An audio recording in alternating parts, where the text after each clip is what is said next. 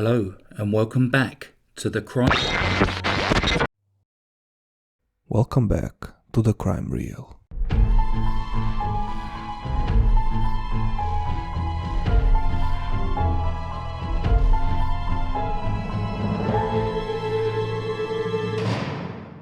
Well, it is possible you may already have noticed a different feel to this video. I've decided to help a very new channel by introducing Alex of Murderous Minds to you all, and for him to showcase his work by creating a video about the case of the Grim Sleeper. Please check out his channel, there will be links via the description and also the pinned post. So now it's time for the case to begin.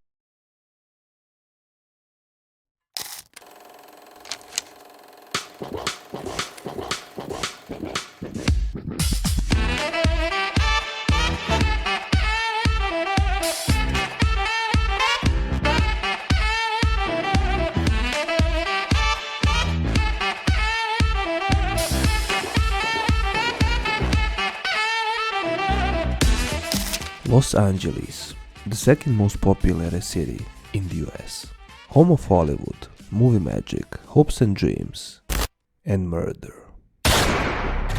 In the district known as South Central, poverty was rampant, drugs were everywhere, and people were being killed at a high rate. As it turns out, in 1980s Los Angeles, there were actually several serial killers at work, but one managed to ply his trade under the noses of police until 2010. Before that, he was known only as the Grim Sleeper.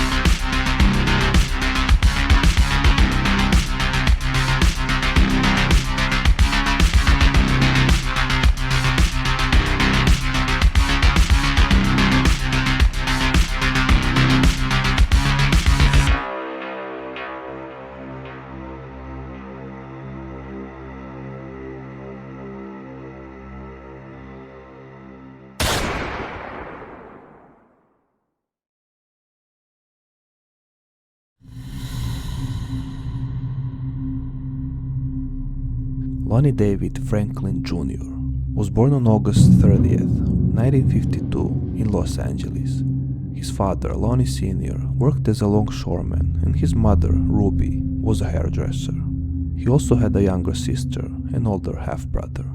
Lonnie's childhood seems to have been pretty normal, although he was a bad student and struggled in school, and he actually got expelled 2 weeks before graduation for fighting. Just 2 weeks before the graduation, so it's not hard to conclude that he was not the brightest mind. However, he was street smart, and even as a teenager developed a charming and manipulative personality that would later serve him in picking up victims. He was trained in auto repair and fixed the cars of gang members, while his first legitimate job was bagging groceries. First brush with the law occurred at age 16, when he was arrested for breaking and grand theft auto, but his next crime would be much more serious. In 1971, Lonnie joined the army, and in 1974, while stationed in Stuttgart, Germany, was in a car with 2 fellow soldiers when they stumbled upon a 17-year-old German girl. They offered a ride, which she unfortunately accepted, but before taking her home, they drove to a field where they took turns sexually assaulting her at knife point. She would later recall a flash, as though one of them had taken a photo of the assault. The victim had the presence of mind to ask Lonnie for his telephone number, pretended to have interest in him, and he happily obliged. It was pure coincidence that he chose him, since he probably had the lowest IQ from all 3. After reporting the assault to the police, a sting operation was set up, in which the girl arranged to meet Lonnie on the train station. When he approached her, she gave a signal and the German police appeared and arrested him. Strangely, Lonnie served less than 1 year in prison, while his companions each served 4. He returned to Los Angeles and was briefly married to a woman whose name has been lost. That woman was a drug and alcohol abuser, which some people believe was the trigger for Lonnie deciding to victimize these types of women. His second wife, Sylvia, was the exact opposite, a devout Christian who stood by him throughout his arrest and incarceration, and with whom he had 2 children, Christopher and Crystal. The crimes attributed to the Grim Sleeper began on August 10, 1985, when mother and cocktail waitress Deborah Jackson was found on Vermont Avenue, partially hidden under a rug. She had been beaten and shot in the chest with a .25 caliber pistol. Just 2 days later, the body of 34-year-old Henrietta Wright was found under a mattress in an alley popular with homeless people. She had been shot twice at close range with the same .25 caliber weapon that killed Deborah Jackson. The mother of 5 had grown up in Watts and had recently turned to crack when her house burned down. During this time, the community was unhappy with the way the LAPD was handling the case, and protesters often gathered outside of the police station. However, FBI would later determine that 4 separate serial killers were operating in the area at the same time, making these crimes even more difficult to solve. Just after midnight on January 10, 1987, an anonymous 911 call came in to report a body being dumped in an alley. Yeah, they dropped the officer driving a white and blue Dodge van. He threw a gas tank on top of her, and the only thing you can see out is her feet. What's your name? Oh, I was at the anonymous. I know too many people. Okay then, bye-bye. When the police reported to the scene, they found the battered body of a woman partially hidden under debris with her upper body inside of a garbage bag. Fingerprints identified her as a 23-year-old Barbara Ware, who was last seen on New Year's Eve. Her family initially suspected that she had been killed by a drug dealer to whom she owed money, but a .25 caliber bullet in her chest presented a link with other cases. And unfortunately, there were other cases. April 16, 1987, 2 men were walking across a parking lot on Western Avenue when they noticed a human foot sticking out of a dumpster. It belonged to 26-year-old Bernita Sparks, who had been shot in the chest and also had a ligature mark around her neck. A witness reported that she had heard a woman scream in the early morning hours and saw a black man leaving the alley. 26-year-old Mary Lowe, who also went by Brenda, was last seen leaving the Love Trap bar on Western Avenue at about 1:15 a.m. on November 1st, 1987. She's been a dancer on the TV show Soul Train. Her body was found in an alley between a bush and wall, twisted and face down. And she too had been shot at a close range. Police had many suspects and questioned hundreds of people, but simply couldn't get a break in the killings. They then referred to as the Southside Slayer murders. 22-year-old Lucretia Jefferson was found dumped in an alley under a mattress on West 102nd Street. Strangely, a napkin with the word AIDS covered her face. She also liked to dance and roller skate, and had last been seen at a crack house on Western Avenue. On September 6, 18-year-old Monique Alexander told her family that she was going to the liquor store, but never returned. The following day, 4 boys were walking their dog near West 43rd Street when the dog started digging at a discarded mattress. Monique's body was underneath, with a gunshot wound in her chest and a shirt tied around her neck. But still, there was no sign of the suspect. However, only 2 months later, in November, the police got their biggest break, when somebody met the Grim Sleeper and lived to tell about it. Anitra Washington was walking down the street on her way to a friend's house when a dark-skinned black man in an orange Pinto pulled up alongside her and tried to coax her into the car. Against her better judgment, Henrietta unfortunately accepted the ride, and the man started driving the wrong way. When she pointed this out, he said that he had to stop at his uncle's house. According to Henrietta, his demeanor strangely changed when he got back into the car. He called her Brenda. Remember, this was Mary Lowe's alias, and he accused her of dodging him out. Being the only survivor of Lonnie, she gave numerous states and interviews over the years. You're the only one who survived this serial killer. I'm so far the survivor that we only know of. When Henrietta, a home health care provider, accepted a ride from a friendly man driving an orange Pinto, she had no idea she was getting into the car with the notorious Grim Sleeper. The man behind the wheel had already savagely killed 7 women, and Henrietta was supposed to be number 8. And you didn't get a weird vibe from him? Well, I did. Your gut said, don't get in the car. And I did it anyway. What happens inside that car, she says, plays out like a real-life horror movie. Everything just got really quiet. I mean, eerie quiet. And I'm going. The madman shot Henrietta point blank in the chest and then began to savagely rape her. He's shot you. Yes. He is sexually violating you. Yes. Driving you around. Right. And you're dying. I'm going, how could you kiss me and do all this and I'm bleeding? After hours of torture, Henrietta makes a life or death decision. She grabs for the door handle. He probably thought you were never going to make it. He probably thought you were dead. I believe that he thought the same thing, that I'd probably get run over and just lay there in the street anyway. But Henrietta was a fighter. Doctors are able to retrieve a small .25 caliber bullet from her chest. Ballistics reveals it's a match.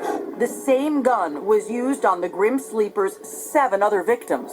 This is the same guy, same gun, same MO. She changed everything for the LAPD, really. The fact that she had the bullet in her chest. Cops finally had someone who could put a face on the killer.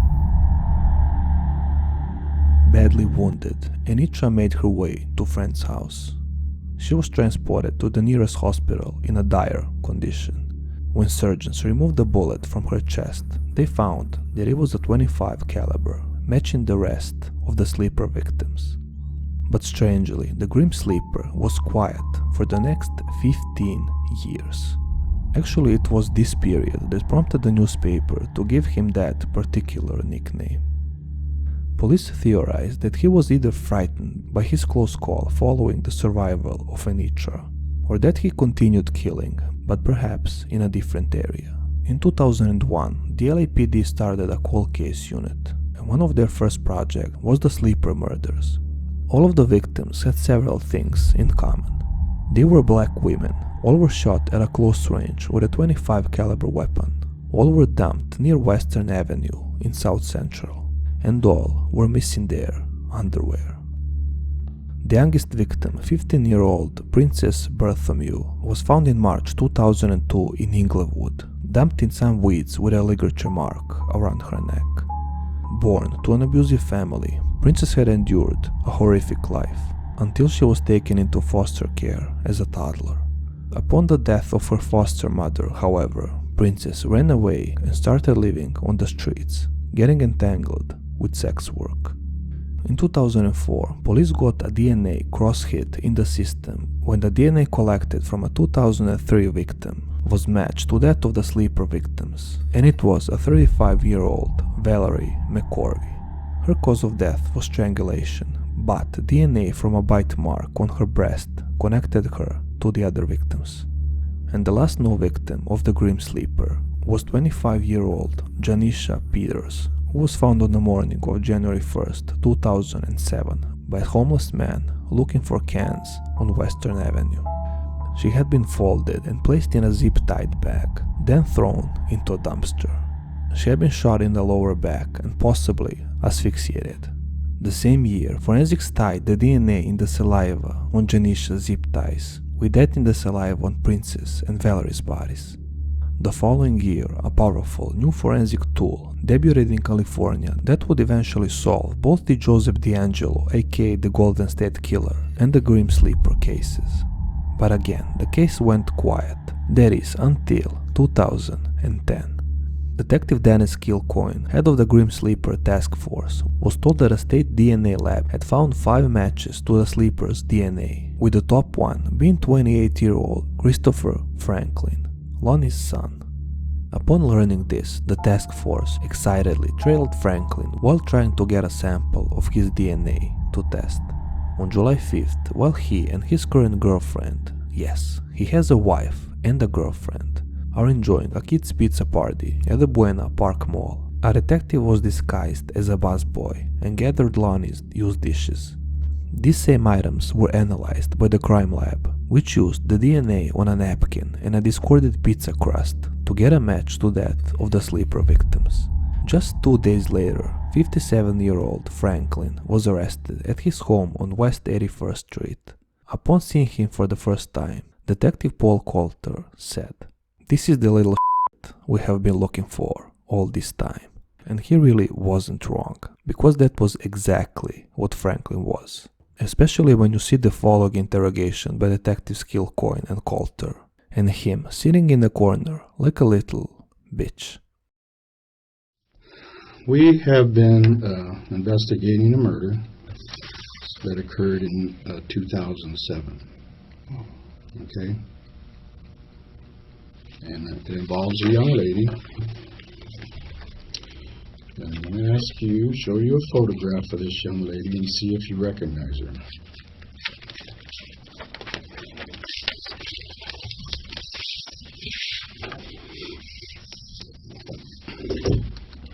No, I don't.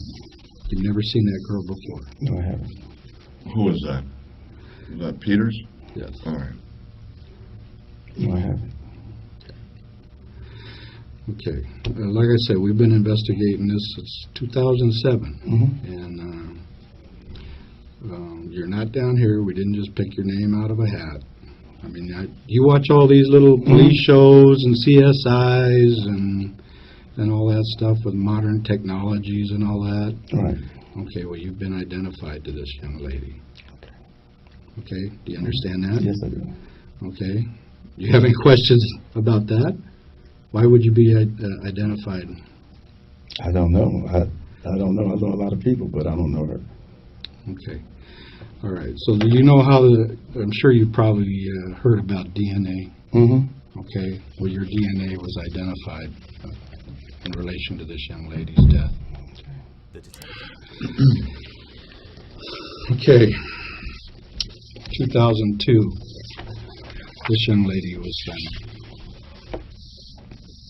Do you recognize her? No, I don't. Princess. I don't. Never seen her before? No. Mr. Franklin, we're both old guys. Right. Okay. Yeah. And I'm sitting here, and you know, I'm ready to answer questions of you. Right. I'm being upfront with you, and by you telling me that you don't know these people or hadn't know any way that your DNA got on their bodies, No. you're insulting my intelligence. I'm sorry. I don't know. I do not know. Okay. In 1988, this young lady, Alicia Alexander,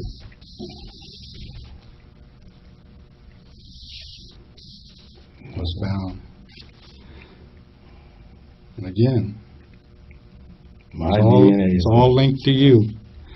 Now, Mr. Franklin, I mean, you watch these shows. You tell me once, you know, maybe you met the gal and you had a little relationship with her and she turns up dead. You know, maybe a coincidence. I just showed you 4 people. I mean, your coincidences are getting pretty slim. Wouldn't you say? Yes, sir.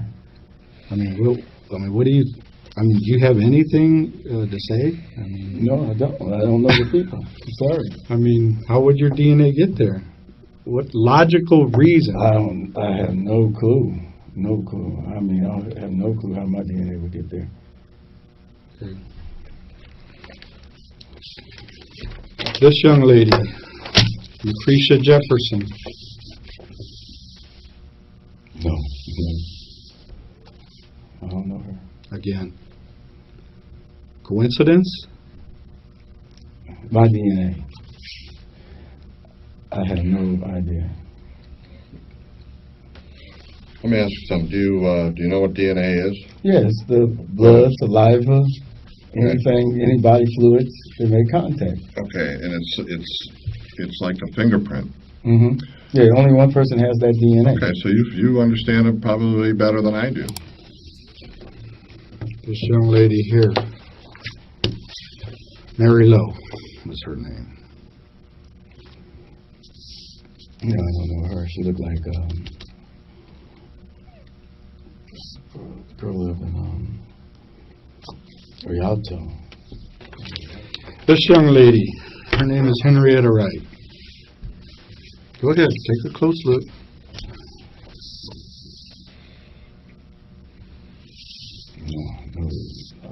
No recollection at all. No recollection, or you just don't? I don't know her. But ugly, I don't know her. So, what? But ugly, I don't know her. Sorry, I don't know her. So if I told you were connected to the deaths of all of these ladies, who do you think Detective Kilcoyne and I would be sitting here looking at? Huh? You don't know who we'd be looking at? Oh, okay. You looking at me? You looking at me? Okay. Do you agree? Yeah, I agree with you. I agree with you on that. Yes. I mean, all of these people that you say you don't know, through scientific evidence, are all pointing the finger at Lonnie David Franklin Jr. Sit there and look at their faces, all staring at you, pointing that finger at you.